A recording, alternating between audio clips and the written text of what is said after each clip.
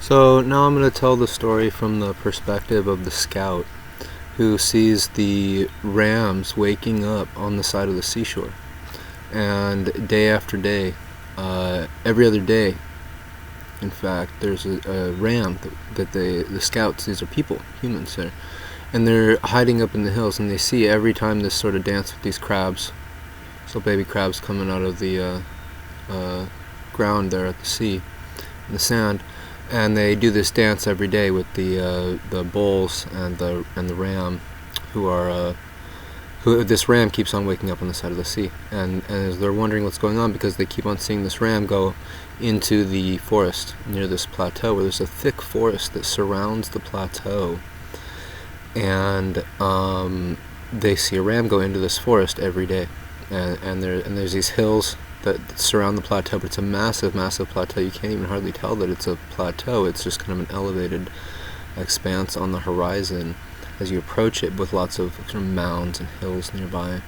And every day they see a lion come chase the ram from dancing with these little baby crabs on the seashore, where the ram has woken up but doesn't find the crabs until the ram goes and wanders around. So it catches the scent of a bull. The ram catches the scent of a bull, wanders into the woods, and eats these red fungal caps that are growing on top of the bullfunk. And then the ram falls asleep, and the ram ends up having this experience where it goes into a deep dreamless sleep. It gets rejuvenated, rested. The ram wakes up again. The ram is filled with energy and clarity. Goes and runs down, sort of frolics by the sea, dances around along the sea, and then dances with these crabs, and kind of plays with the crabs. And then the lion, of course, comes and chases this ram, which is all being witnessed now by these humans that are seeing this every other day. They see this ram just wakes up on the side of the sea. It's it's not there at evening, and they have scouted this terrain, and there's no rams nearby. There's no rams in the area. But every other day, there's a ram that wakes up on the side of the sea. So they're wondering what's going on with this. It's not usual in their area. There's herds of bovine. They've got the cow herds and everything there, and the crabs are usual every day, but every other day there's a ram with these crabs, and they're wondering what's going on. So this one day, the scouts are very aware of the ways in which the lion tracks chases the ram, and the routes that the ram uses every other day. And they're wondering what's going on. Is it a different ram? Is it the same ram every day? And they're trying to track the threads of this story to wonder what's going on with the seashore and this plateau off in the distance that they sort of have charted, but they haven't figured out the whole plateau yet. These people haven't, because they know that the woods get so thick as it surrounds the plateau that they lose sight, they lose the sun. And people who have gone as far as they can towards the plateau, no one's made it out yet. And so they've never made it to the edge of the plateau yet, where the plateau starts going up, because they'd love to be able to climb up the plateau to see what's on top of it. And when they send scouts towards the plateau, people get into the thick of the forest. Some have made it very deep, and they come back and they say it's so thick. There's strange creatures. They're legends. They don't know what's up with this plateau. So, but they do know that a ram, every other day, there's a ram that they've been trying to track this ram to figure out how this ram goes towards the plateau and then appears on or a different one. They're not sure what's the deal with this ram.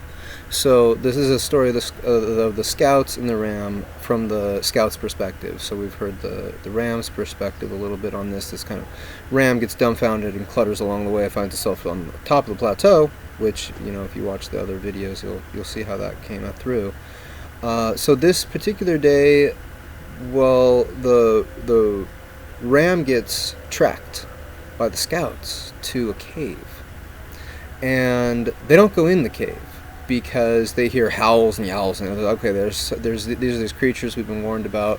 This is one of the hills that's closer into the plateau. And so they're in some thick woods already. They're not aware of their usual. The terrain is different than they're used to. There's just different creatures, animal life, and the forest is getting thick at this point, which is why the ram was able to lose the lion, presumably, and the ram therefore ends up in the cave, And the scouts hang outside and say, all right, so we're going to hang out and pitch camp here until this ram, shows us what's up. And they wait and they wait and they wait. And the next morning, the next day, there's really nothing going on until they hear a big bang. What the heck was that? And then they see, birds flying out of the trees and this kind of thing, and they hear all these woodpeckers going crazy off in the distance. So they follow over to the woodpeckers, and now they're in a on the other side of the hill than where they were when the ram went into the cave. And so they're over on the other side of the hill, and they're closer to the plateau now too. And it's a stranger forest this time. Now they're over there, and this other side is a different ecology, different terrain. There's sea creatures now, who they don't understand how they got there, because there's no streams running to the ocean from this area of the plateau at all. In fact, they don't know what's the water situation even there's no lakes around the plateau. There's no, there's a little bit of snow melt on the tops of these hills and mountains, but it's not like there's a lot of accumulation. But there's these sea creatures in there, as though it's and they're wondering what is going on. There's crabs that are crawling up into the trees, and hanging out in these owl nests, doing some strange thing with the owls. The humans really don't know what's going on this side of it, but they see, off in the distance, their ram running along, and the ram has two big antlers that are from a tree, and there's a downed tree. And they're, okay, so this is what they heard, was, they're deducing, or inductive reasoning here. There's a tree falling down. They heard the tree fall in the woods, and they go, okay, well, a ram's running away. Obviously, there's a freshly downed tree, and a ram's got these antlers on it, like a strange wannabe deer or something. And so the humans are running through the woods then to go chase this ram down. And they realize that they're smelling something that they're not used to. It doesn't smell like, there's lions and cheetahs that hang out near the water. It's strange because there's a desert over on the other side of this whole ocean, and on the southern side is this sort of jungle terrain that goes down into this plateau. The plateau is really far south down the landscape, south and inland. And then, but up above is this massive desert. And so they're following they realize that they smell a feline scent that they have not smelled before, that doesn't smell like any of their local cats in the area. And so they're getting really cautious now at this point, because they know that they're thicker into these woods. And then they start seeing wolves. They start getting surrounded by wolves. And there are these very strange-looking wolves. They're dark. Now they're starting to understand what these other people were talking about, because they're realizing that the canopy is so thick that they've lost their sense of direction now. They can't see where anything is above them, or where the sky is, or the stars are, or anything like that. And so it's now getting to be closer, they assume, to the second night, but they're kind of debating what their sense of time tracking. They're really not sure how long have they been in the woods and this sort of thing, and they're feeling enchanted by the terrain. And then these wolves come upon them, and the wolves are striped wolves, almost like a tiger stripe or a zebra, and but they're dark, and it's on a black background. On these wolves are these stripes of like a glowing green and a glowing like deep purple indigo color that aren't quite striped. They're also kind of like a cheetah here. They're striped and like a Morse code pattern, like dots and dashes along the stripes of the wolf. And they get surrounded by these wolves, and then they're all backed up. And then the wolves start scratching on the trees.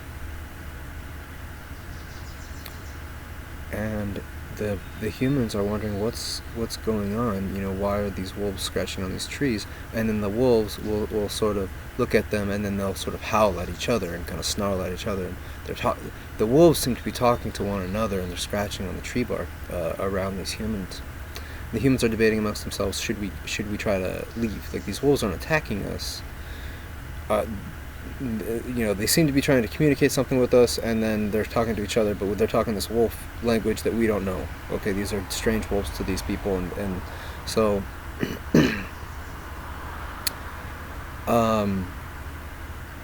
they decide to leave casually. Seems like the thing to do. They're not being threatened by the wolves, and they're realizing that they're thirsty. And again, they're in between the mountains here now, so there's only very little snowmelt on these little mountains, and the streams kind of pitter out into these swamps and stuff. They don't form anything that really and it gets swampier and swamp. This is the weird thing too. It's like this plateau is sunken down into this deep swamp that everything drains down, so none of the water goes out towards the sea. Well, they're realizing this, that they're going to need some water, and they're realizing this isn't the water that they're used to.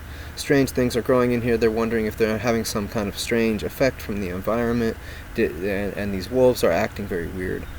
So they find a swamp, right?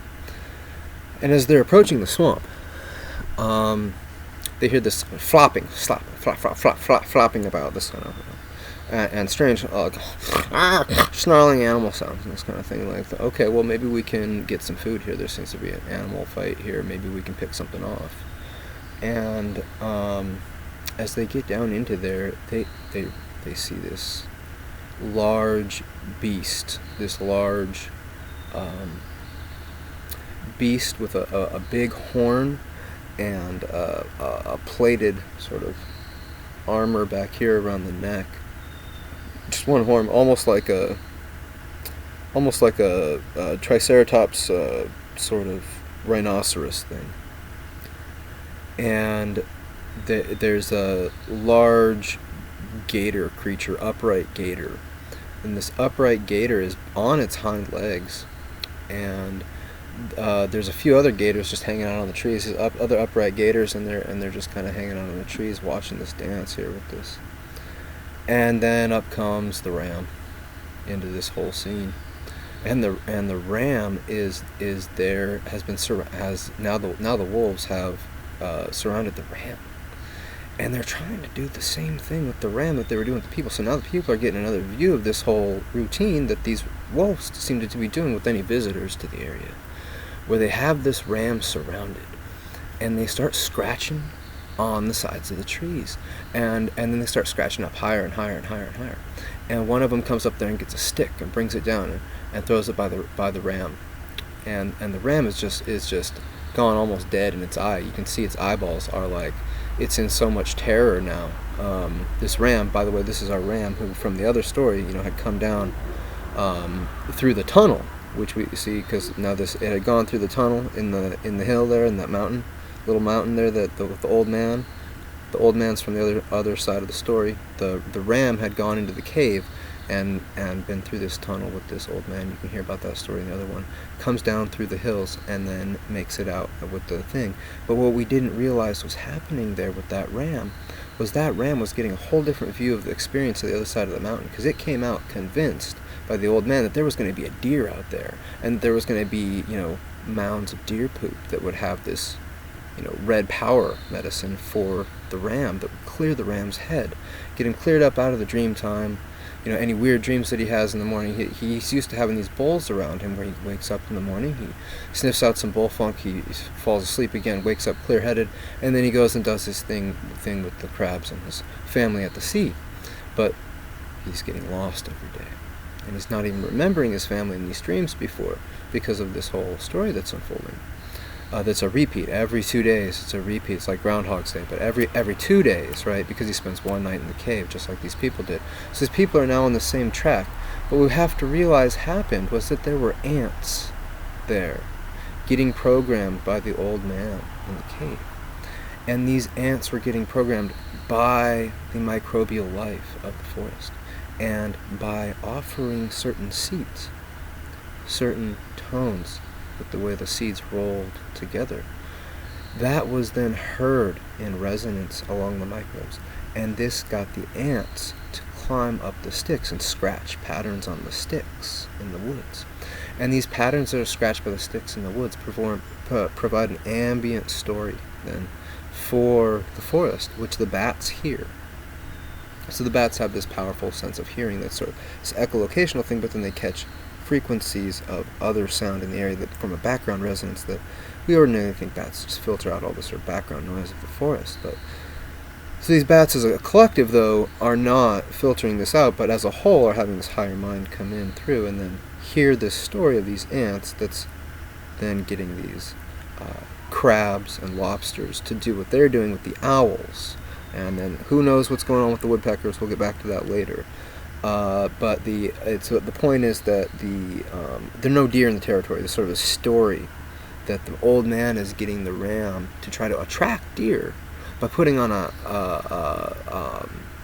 some antlers in his horns. So by having antlers in the horns, then the ram is supposing that the ram will then attract deer, which he's been told by the old man will lead him home, because he's afraid, because the old man says, first suggests, well, why don't you just follow the lion's tracks? And he says, no, lion will eat me. I'm not gonna play that game. So the old man makes him up a story to at least get him out of the cave, get him going somewhere else. He doesn't want this ram around. So he makes up a story that fits to the forest ecology, because this old man, he knows more than the other scouts do about that plateau and what's going on over there with the jaguar, which is that cat smell, right? Because the old man tells the story to them. He says, you're going to know something about these cat's eyes. These cat's eyes are going to guide you home. You have to follow these cat's eyes and trust the jaguar. So this is why the ram is following this jaguar dressed like a damn deer, is because he's been told this inspiring story, and the ram doesn't have anything to clear his head, right? It doesn't have anything to make him forget even further the dream that he doesn't remember from the night before. Because I guess the sleep schedule for this mythic ram is that he wakes up coated in dreams and is confused and doesn't know what to do with himself until he eats this mushroom. Then he falls asleep, wakes up, and then he feels this sense of family, and he starts his day. But every other day, this ram goes over here. So what we haven't realized yet, though, is that we're actually underneath the plateau. And that's the thickness of the forest, is that this plateau is raised up and it's held up by ancient trees, big, thick, like, big redwoods, right? They're holding up this plateau. So as you get thicker into the forest, you're never going to find your way unless you're climbing the trees. And then these hawks swoop in. And the people watch these hawks, and they swoop in, and they pick up the poor ram that's sinking in the because this swamp has this sinkhole in it here, and it's sinking while this upright gator is like attacking this like almost unicorn-like rhinoceros of prehistoric protection around the neck, and so the humans see this and they go, oh my, we're in the thick of this now. We went from scouting a ram to watching two hawks take off with a ram that looks like a wannabe deer, and we got this gator dude and this rhinoceros thing, and well, we better get some eat. And what are we gonna do? We can't really get involved in this fight because we're surrounded by gators. We take that gator's meal, that's a family not getting fed right there at gators. So we don't want to get eaten by gators. And I'll have to pick up at next part.